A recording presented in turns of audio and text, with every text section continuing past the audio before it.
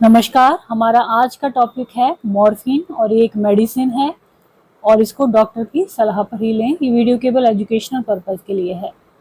Morphine belongs to a class of drugs. यदि drug class की बात की जाए तो मॉर्फिन जो है वो ओपियोइड एनाल्जेसिक्स, एनाल्जेसिक मतलब कि पेन किलर, और कैसे एनाल्जेसिक, ओपियोइड एनाल्जेसिक के अंतर्गत इसको रखा गया है। किसको? मॉर्फिन को। Morphine is an opioid agonist भी कहते हैं इसको, used for the relief of moderate to severe acute and chronic pain. तो मॉडरेट और सीवियर पेन के लिए उससे रिलीफ के लिए और एक्यूट और क्रॉनिक पेन से रिलीफ के लिए इसको दिया जाता है। ऐसी कंडीशन में जिसमें कि जो जनरल पेन किलर मेडिसिन है वो काम नहीं कर रही हैं, या फिर डॉक्टर जिस बीमारी में इसको एडवाइस करते हैं उसमें। Morphine acts on the central nervous system. किस पे काम करती है ये? CNS, जो कि ब्रेन का हिस्सा है, उस पे काम करती है by binding to opioid receptor. जो ओपियोइड रिसेप्टर होते हैं उनसे बाइंड यानी बंध जाती है ये। Primarily the mu opioid receptor. कौन से रिसेप्टर? म्यू ओपियोइड रिसेप्टर से, which are located in the brain. जो कहाँ पर होते हैं? ब्रेन में होते हैं और स्पाइनल कोड में होते हैं। बाय बाइंडिंग दीज रिसेप्टर, तो इन रिसेप्टर से बाइंड होके morphine reduces the perception of pen.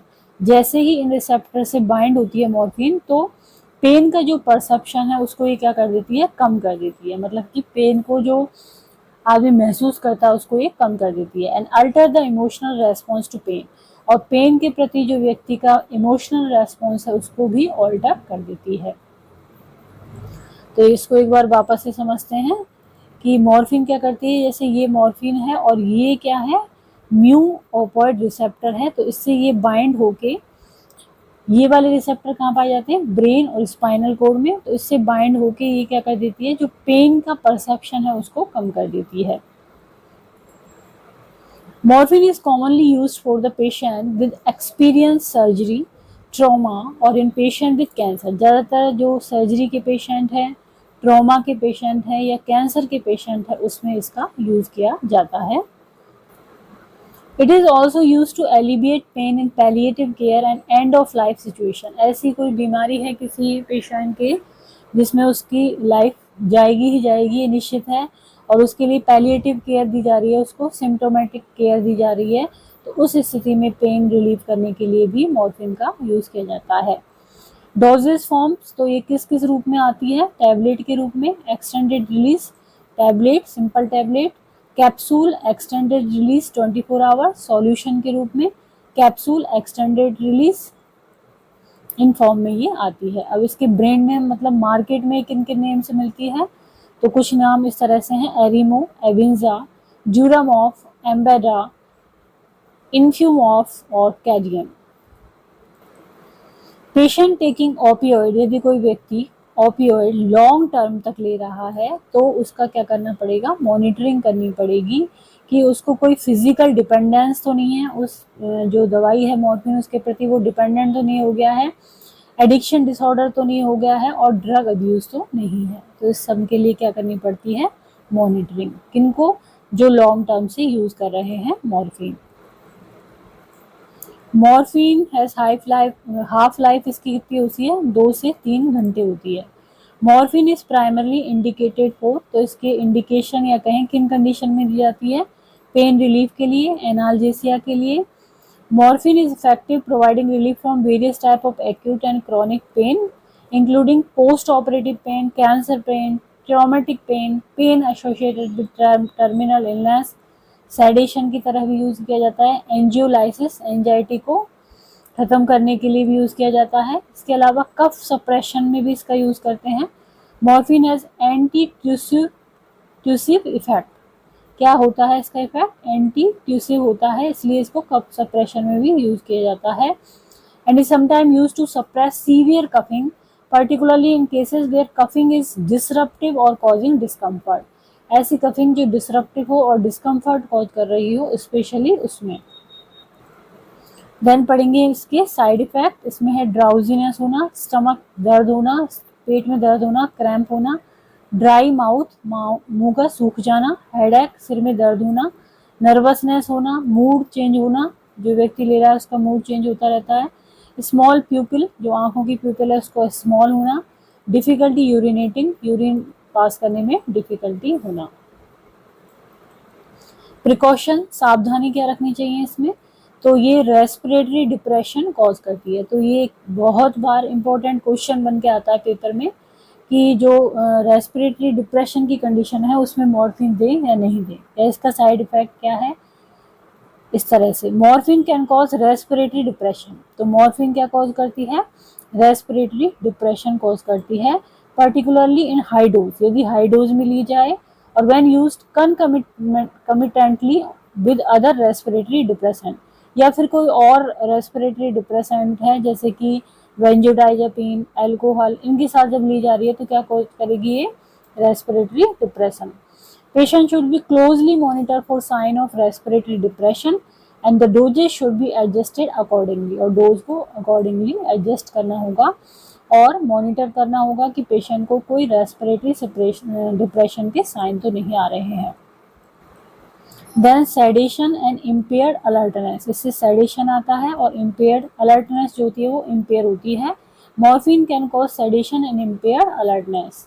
Hypotension भी कॉज होता है इससे। Morphine can cause hypotension especially in patient who are hypovolemic और have pre existing cardiovascular condition, पहले से ही कोई कार्डियोवैस्कुलर प्रॉब्लम है या हाइपोवोलेमिक है तो उसमें क्या कॉज कर देगी ये, हाइपोटेंशन। देन आता है constipation. Morphine commonly causes constipation due to its effect on gut motility, जो इंटेस्टाइन या कह सकते हैं गट मोटिलिटी है उस पर प्रभाव के कारण ये कॉन्स्टिपेशन कॉज करती है। Patient should be counselled on the importance of maintaining adequate hydration, maintain करना होगा उसको, पानी पीना या जो भी लिक्विड है वो लेना, फाइबर इनटेक बढ़ाना होगा और रेगुलर बाउल मूवमेंट होनी चाहिए टू प्रिवेंट कॉन्स्टिपेशन। लैक्सेटिव और स्टूल सॉफ्टनर्स में भी प्रेस्क्राइब प्रोफाइलेक्टिकली, लैक्सेटिव और स्टूल सॉफ्टनर भी ले सकते हैं डॉक्टर के प्रेस्क्रिप्शन पे। Physical dependence and withdrawal, prolonged use of morphine can lead to physical dependence, physical dependence हो जाता है। अब्रप्ट सेसेशन और रैपिड डोज रिडक्शन, एकदम से यदि डोज रिडक्शन कर दी, एकदम से बंद कर दिया तो कैन प्रेसिपिटेट विड्रॉल सिम्टम आ जाते हैं। Morphine should be tapered, tapered करना चाहिए इसको, धीरे धीरे इसकी डोज कम करते करते धीरे धीरे कम करते हुए जाना चाहिए। And discontinuing therapy to minimize withdrawal effect, जिससे कि विड्रॉल इफेक्ट कम से कम हो। देन आता है कॉन्ट्राइंडिकेशन, किन कंडीशंस में हमको मॉर्फिन नहीं देनी चाहिए, तो यदि कोई व्यक्ति हाइपर सेंसिटिव है, हाइपर सेंसिटिविटी है उसको मॉर्फिन से तो नहीं देते।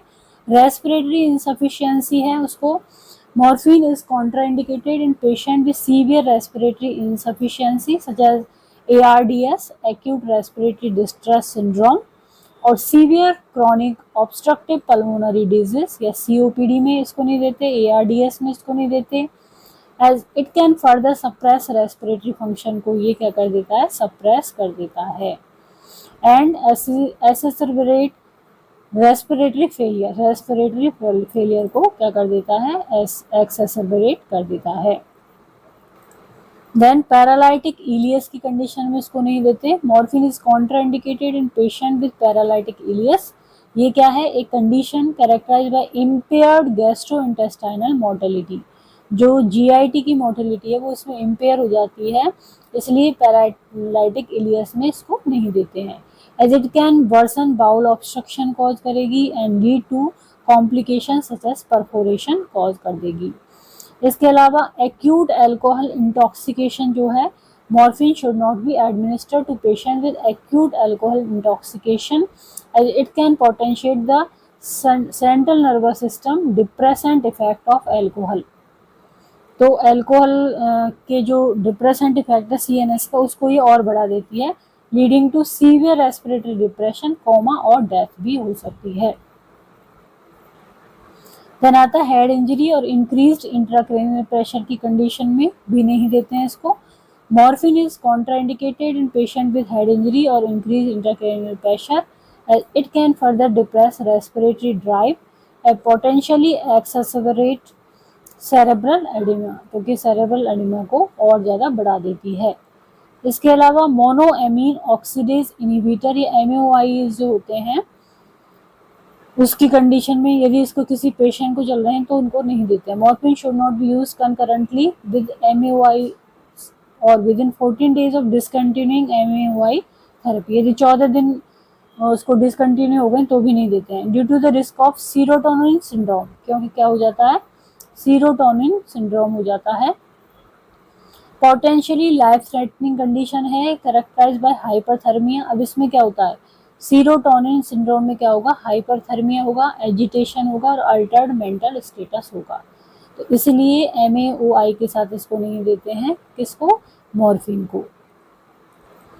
देन आता है morphine nursing intervention.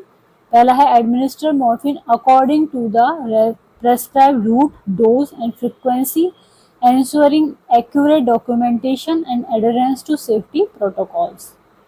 Implement preventive measures for opioid-induced constipation (OIC) such as stool softener, laxative, fiber supplements, and adequate hydration.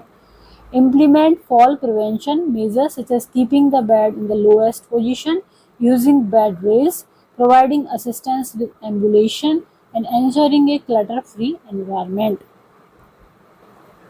तो आज का हमारा टॉपिक था मॉर्फिन। यदि वीडियो आपको पसंद आता है तो इसको लाइक करें, चैनल को सब्सक्राइब करें।